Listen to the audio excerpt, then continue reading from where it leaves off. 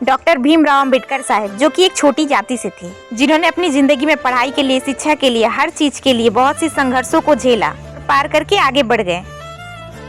भीमराव अंबेडकर साहब जी कहते थे कि जिसके अंदर पढ़ाई की जिद होगी वो हर मुश्किल को पार करके आगे बढ़ जाएगा। समाज ने हमें से पीछे ढकेला, लेकिन फिर भी उन्होंने किताबें पकड़ ली और उन्होंने संघर्ष करके 8 डिग्रियां, 64 विषय और 9 भाषाओं का ज्ञान प्राप्त किया। उन्होंने शिक्षा के महत्व को बताते हुए कहा कि शिक्षा जरूरी है, शिक्षा हमारी सबसे बड़ी ताकत है। इसी ताकत को बताते हुए भीमराव अंबेडकर साहब जी कहते हैं कि कलम ने इतिहास बदला, कलम ने रिजर्व बैंक की नींव रखी, कलम उन लोगों की आवाज बना जिनकी आवाज कोई नहीं सुनता था, हर कमजोर की ताकत बना। इसीलिए उठाओ कलम और शिक्षा को प्राप्त करो।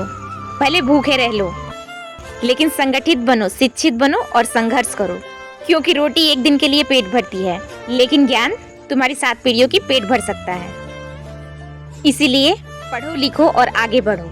अगर ज्ञान है तो उसे सबको बांटो। ताकत है तो अपने लिए ही नहीं बल्कि सबके लिए लड़ो। बड़प्पन वही है जो ताकत होने पर सबके लिए खड़े हो।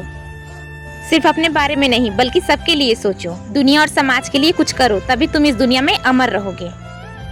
उन्होंने कलम की ताकत को बताते हुए ये कहा कि अगर तुम्हारी आवाज को कोई दबाए तो कलम को अपनी ताकत बनाओ। कलम को उठाने से पहले अपने दिमाग को भरो, क्योंकि बिना ज्ञान के कलम खोखला है। ताकतवर वही है जो कलम से न्याय लिखे, नफरत नहीं।